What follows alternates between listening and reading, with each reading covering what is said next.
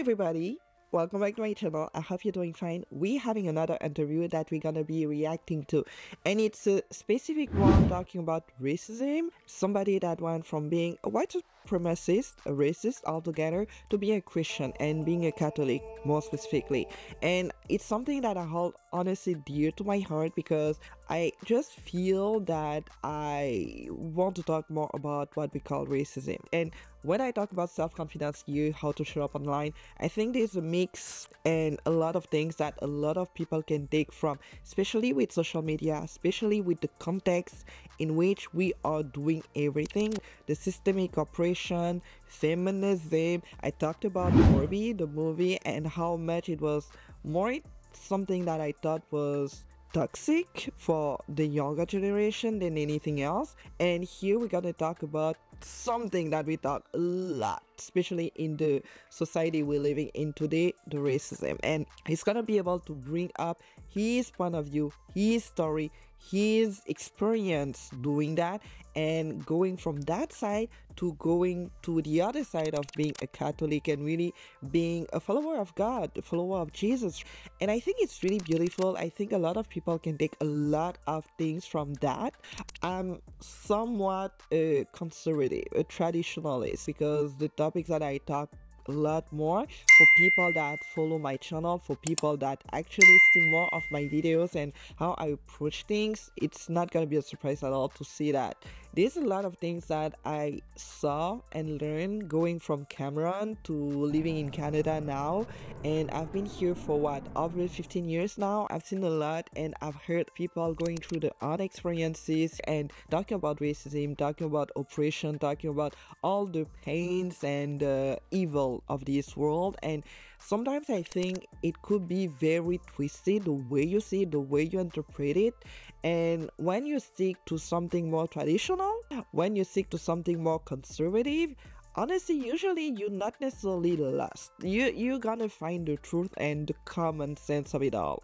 When you are a lot closer to God, you're gonna find a lot of common sense. I talked about me being a Christian, me being a Catholic, and really probably gonna be staying Catholic for the rest of my life because I see a lot more beauty in it and a lot more depth in it. A lot of people may disagree, may have their own objections, their own arguments, their own reasons, and usually their own stories about it, more than what it actually is Catholicism and just being a Christian through that lens. So we're gonna talk about it, we're gonna have fun, and I'm gonna have it in two parts. I'm gonna have the first part where it was more into the white supremacist and racist and how he saw that and how he was acting and where that came from actually, and then from that to being a Catholic, being a Christian, and really seeing a lot more clarity when you went through that lens. And I'm gonna have a special surprise at the end of the video, so definitely you want to stick, you want to watch more because you're gonna learn more. So we're gonna talk about it. I'm rambling a lot more than what I need to, so let's just dive into it.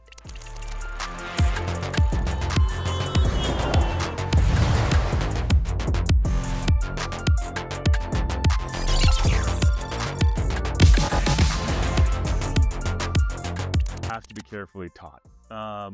Was it through like little side comments? Was it through jokes? Was it through a racist view that he shared with you, like casually, or was he sitting you down and saying, anyone who's not white, British is, or whatever it is evil? And did he expose you to the organizations that you joined? Like how intense was his involvement in that? Yeah, so he I think he actually sat me down and gave me a lecture, but all of the first things you said, that just the backdrop to our life was racist. Comments that were made, discussions in the house, words that were used.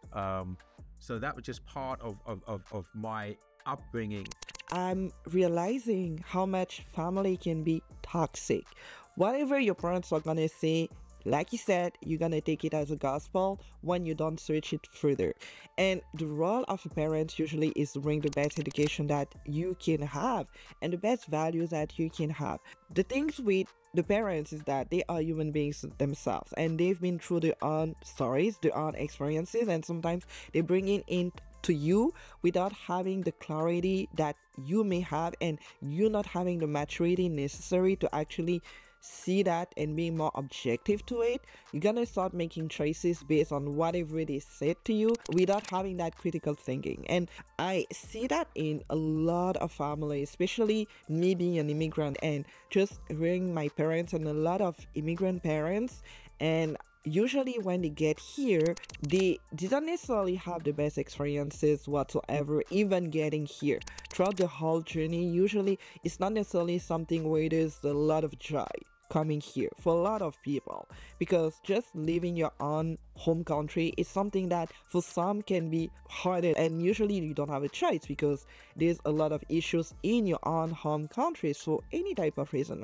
And you get here, you get with that experience and that baggage, and then you have your kids that grew up and you having that interpretation of the reality, your own experiences, and bringing that to your kids. They don't see that, they didn't see that, but they're gonna take it as it is. And the way it talked about it is the same way that I would talk about immigrant parents talking about racism. And I'm not gonna put everybody in the same basket, I'm just gonna say the way it is.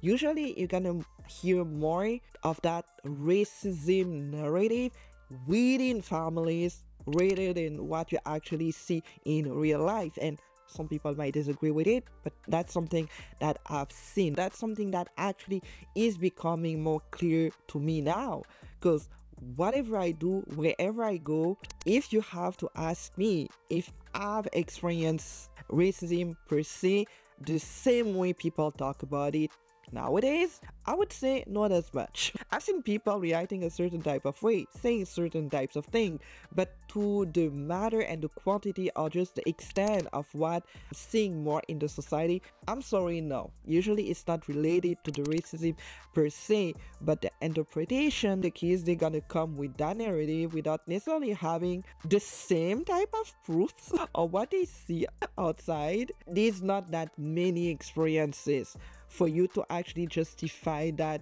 there's a big oppression out there, especially today in 2024. You can disagree, doesn't matter to me. You're hearing so much in every type of conversation with your friends, with your parents, with your extended families, within the society. We are being reminded constantly there is that oppression, there is that big threat, and it's something that you grew up with. It's the idea that you have, you building up on that, and it becomes such a reality, such a part of you, that anybody that's gonna come through it, that's gonna try to say something opposite to it, you're gonna eat them up alive. You're gonna be like, who are you? Are you mad? It's how Satan, how the devil can warp and distort good things. So I was a young idealist, and I had an ideal view of England, and the ideal view of England, all Englishmen are obviously white, so if the people living here that aren't white, they're not English. So you have something which starts off as something that's idealistic, and then it becomes fanatical, and then it becomes hateful, and then it becomes destructive, and it becomes self-destructive and destructive of others. But it starts off, you know, because we were made an image of God, starts off with a spark of something which was good, which then the devil distorts and perverts into something which is wicked. Wow. You know, I was willing to die for my country. And so, but of course now I'm dying for a neo-Nazi perversion of what my country is, but I don't see it that way. So, you know, so you start with things that are good, this idealistic desire to lay down my life for others, but then it becomes perverted by this, you know, being motivated by hatred in order to achieve that. The enemy is doing things that are already created by God. It doesn't reinvent it. It doesn't create anything new. It just takes from what God can give to you as a part of your gift, whatever you can do in this world, whatever you can do to help people get closer to God. And the same thing goes with exactly what he's saying, is that you have an ideal, you have a lot of compassion, you want to help people, you truly want to help people, you truly see that there's something wrong with, let's say, having immigrants in your country. You're seeing it as an ideal to help the country being cleaned up from those people, because they are the issue. There's something wrong with them. So it usually doesn't come from something where You make sense of it as something that is being evil. The same thing can be applied to anything else that's happening today, with the biggest causes: climate change, the fight over the patriarchy, the fight over who's a woman, who's a man, and vice versa. It's the same type of root. And usually the root is an ideal, it's a cause. You becoming obsessed. You have that fanatical side about it. You want to make it better. You want to make the world better. You want to be able to almost place yourself as the God at this point. Because everything is wrong. Everything doesn't work. There's a lot of bad things happening. People are suffering. I've had a friend, we had a discussion. It was a couple of months ago, and she was asking herself, why is everything so wrong in this world? People are suffering. Other people are taking advantage from people suffering. Some people are rich, some others are poor. Some countries don't have everything, some others have everything. Some countries do steal from other countries having everything, and those countries don't even take advantage of the own things that they already have. Because you have a lot of evil people in this world, on this planet, that just take advantage of the weakest. And with all those questions and all those wonders, you at some point see all that disaster and poverty. You want to save them all. You want to do something. You want to be that hero. You want to be able to create and really leave that impact. Because you want to protect people at the end of the day. You want to protect women from, let's say, evil men. You want to protect everybody from just being the way they want to be. You want to be a leader, have that freedom of doing everything you want for the sake of just helping other people. There's a lot of beautiful things about it. I believe that sometimes when you want to place yourself as God because you want to help and overdo it, you becoming the person that brings the chaos. Because you don't know yourself like that. You don't have the strength. But at the end of the day, the evil is going to use whatever gift that you have here, where you actually can help somebody, you actually can help people, you actually can help women, you actually can help men, you actually can help kids, and twist it, use it at such a level that you don't even see that for yourself. Because they're criminals, you don't see yourself being the problem. So you're blaming everybody being the problem. And I think that's a part of the evil root here, is that you don't question yourself anymore. Because you see, and it's becoming obvious, you're seeing the evil everywhere. You're seeing it. But you yourself are out of that equation. You're not a part of it. Because you didn't instigate it. You didn't create it per se and directly. So you want to be able to make the difference. And we talk a lot about self-confidence here and bringing and leaving the impact. And of course, the more I'm doing those videos, the more I see myself transforming through this journey, because I know there's something that is changing within me. I can put words on what exactly, but I can say that there's something happening here. So the more you're gonna see those videos, the more you're gonna see different topics, unexpected topics.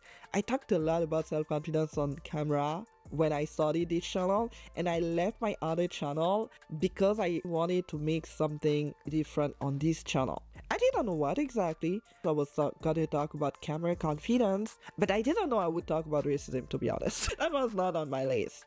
But it's a topic that just calls more of me now. Because I see that everywhere. I see all the narratives out there. I see how much me being a black woman, and I'm getting tired from just being a victim altogether. Of course, we're gonna talk more about it throughout these videos. The hatred and just being a victim and all that systemic oppression that we're talking so much about is gonna have a beautiful way to bring that up. But what I wanted to say about it, especially with the evil turning and twisting thing, is that the evil never creates something. It can't. It's not able to. He's weak. It's just evil. That's the only side about him. But God creates it all. It gives us those gifts. But it doesn't mean that it can't be turned. And it's something that is so important to think. It's so important to see. And it's the thing that probably at least gonna start opening your eyes a little bit more to what actually is going on here. What's scary for me with my past is that, that I see people overreacting to nonsense on the I didn't like you would use the word left, and I mean that started during the French Revolution, which was a secular fundamentalist turning away from God. You know, basically, what you have is two types of secular visions that have much more in common with each other than they realize. So, you know, the Nazis were national socialists. All of their philosophical roots were in 19th century German philosophy. The communists were Marxists and Hegelians. All of their roots were Enlightenment 19th century German philosophy. Wow. They're both secular fundamentalists. They might hate each other, but they share a hatred of Christ and his church. So, you know, to go to extreme left or extreme is to turn your back on Christ and his church. Murderous regimes in the history of the world. The French Revolution, atheistic. Communist Revolution, atheistic. The Socialist Nazi Revolution, atheistic. It's atheism that kills people by the tens of millions. And let's keep things absolutely really fundamental here. What at the heart of Christianity is caritas, is love. To love is to put yourself in the paradoxical definition of love. The first shall be last and last shall be first.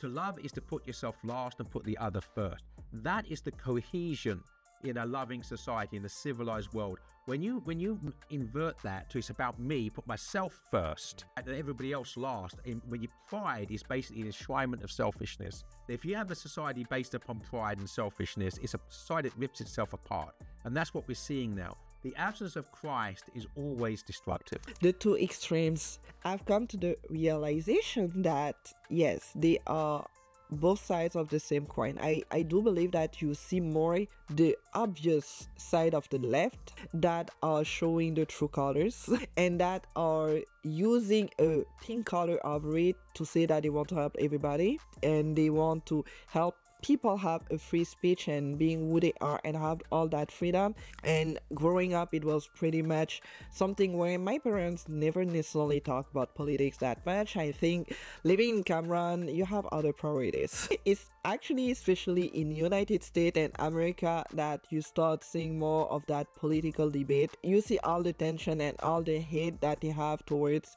each other. That's why sometimes I see a lot of people labeling themselves real fast about it. I've always had that hesitation to just see myself as being one or the other. I know I'm definitely more traditional, so it's gonna be more into the conservative. I know I love God. That's what I know for sure. And I know that there are things and principles of reality that we need to stick to. There's a reality and there's our thoughts and imagination where we want to see ourselves being whoever we want to be beyond being a man and a woman. That's not a reality at all. The way that you see yourself being able to transform and being a man and a woman, for me, I'm like, no. I want to be able to still have a compassion towards people that actually are getting in the middle of all those movements and they don't even see what they're doing. This is where sometimes you have to make a difference between people that are actually really evil and that really are doing it maliciously and they know what they're doing, and other people that actually just follow them and they don't know better. They just don't know better. So you have to make a difference here. You have to be able to just have the compassion, first of all, for some people that actually really suffering through all those movements. And then you just ignore the rest. This is something we see in society now, where we take to an extreme the concept of hate speech. Right. That disagreeing about anything. And I guess it's partly because how the LGBT movement co-opted what people who experienced actual racial hatred experienced, that this is now, if this becomes your identity, therefore saying anything like this is deemed a threat to a person. None of us believe that pornography should be publicly available to everybody. None of us believe that child pornography should be available at all. So, you know, clearly there's a line somewhere where we say you can't just say and publish what you like. The real question is, where is that line? And it's certainly true in a democracy, you have to have freedom of speech. So you're going to be very careful about what you decide, you know, is hateful. You know, if you're not going to tolerate anybody who doesn't tolerate your own position, right, you're the same as the Nazis. The Nazis would tolerate you if you agreed with them. That's exactly where I say that by wanting to help, you becoming your own destroyer and you becoming your own dictator. There's that saying where it's you being a hero, wanting to do all the good, makes you turn into the dictator because you want to be in control of making everything being good. And I think it's exactly where we are now with the hate speech and the freedom of speech, because everything that is not aligning with the main narrative is deemed to be a problem, is deemed to be evil. I recently came across an article that we're talking about just the Christian nationalism being a threat in United States, and I was like, this is how it starts. This is where we're going. It starts with just the freedom of speech, and then we're starting more by making one type of speech and everything else being an issue, and then we starting targeting people that just don't share any type of value that the main narrative has. And it's so well done in a sense that they are probably living in their own imaginative world, but by being the victims, everybody wants to help them, and everybody that is trying to bring the truth is the enemy, is a person to just get rid of. By getting through that, I was starting to see more that attack that especially Christian people are having now, and you see that a bit of everywhere, because you see artists like Lil Nas X that is mocking Christianity, and he's not the only one, by the way. It's just the only one that popped into my head, literally making fun of the Christianity with the cross. Madonna is no exception to it. She's been doing that for years, but she got to such a level now that it's pure evil. You have those people that actually can say whatever they want to say and mock Christianity the way they want, and nobody is gonna come after them. Nobody. I don't want people to just get attacked for no reason sometimes, but we are too nice. They're gonna say whatever they can say. It's something that is being allowed as the main narrative. There's something that needs to be changed. I think the hate speech is definitely an issue that we're gonna see with us moving forward. We're gonna start seeing more of that restriction of what we can say. YouTube is already doing that. You can't say anything about a lot of things out there that actually are bothering you, especially if you are a traditionalist or somebody that have traditional values and conservative values. If you are online talking about it and sharing it, you are a problem. And that's why I've had such a fear to talk about issues like that. I was somebody that didn't speak much because I was like, whatever they do, that's the issue. I don't care about it. And coming to realize that it's the issue of everybody because the more we let them do that, the more it's just getting at such a level where the kids are being the target.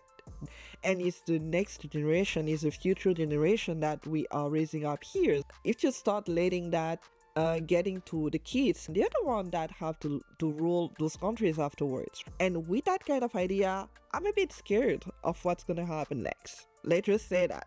It's something that we need to be more aware of, and this is where we're gonna end for this first part. I feel like it was short and sweet. We'll see when I'm gonna edit those videos. I know the second part is gonna be a little bit longer because the conversion part is usually in general the part where I'm actually enjoying so much more, because there's a lot of highlight moments. You want to watch it, you want to subscribe for more, you want to like these videos because it's gonna help me to be able to reach more people thinking like me, thinking like you out there. If you're watching that video and you feel like you're agreeing with at least a couple of things that I'm saying here. The other surprise that I had was that I'm doing a book club. I talked about it with a couple of friends around me, and I really want to bring something that is meaningful, and I think through books we're learning more than whatever we see online.